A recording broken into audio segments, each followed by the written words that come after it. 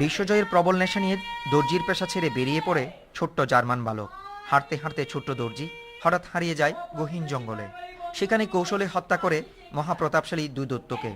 এরপর ঘুরতে ঘুরতে একদিন দর্জি নিজেকে আবিষ্কার করে রাজার বাগান বাড়িতে। সেখানে পরিচয়ের পর মন দেয়া নেয়া রাজকুমারীর সাথে, আর দুই দৈত্যকে মারার পুরস্কার হিসেবে জিতে নেয় রাজকন্যা সহ রাজত্ব।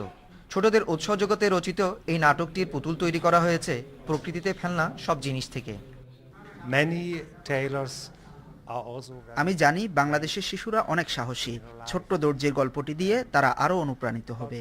তাদের ভবিষ্যতে এগিয়ে যাওয়ার পথে গল্পটি উৎসাহ যোগাবে। সাহস করে বেরিয়ে পড়লে একদিন রাজ্য জয় করা যায়, এমন নৈতিক শিক্ষাধর্মী নাটকটি শিশুদের উৎসাহ যোগাবে, এমনটাই ধারণা বিটা কর্মকর্তাদের। তাদের কাছে আমরা যখন এই প্রেজেন্টেশনটা করব, তাহলে আমরা ওদের থেকে এক ধরনের ফিডব্যাক পাবো যে এই জিনিসটা দিয়ে আসলে মূলত তাদের বিনোদনের পাশাপাশি শিক্ষার জায়গাটা হচ্ছে কিনা। এই কর্মশালায় অংশ নিতে জার্মান নাট্যকারের কাছে মাসব্যাপী প্রশিক্ষণ নিয়েছেন 15 জন নাট্যকর্মী। ব্যতিক্রমধর্মী এই নাটকে অংশ নেওয়ার অনুভূতি জানালেন অভিনেতারাও। এই প্লেটা হচ্ছে এক ধরনের, আমরা ছোটবেলায় যেমন করে পুতুল খেলি তেমন করি। প্রশিক্ষণ শেষে নাটকটি সারা দেশের বিভিন্ন শিক্ষা প্রতিষ্ঠান ও সাংস্কৃতিক কেন্দ্রে প্রদর্শিত হবে।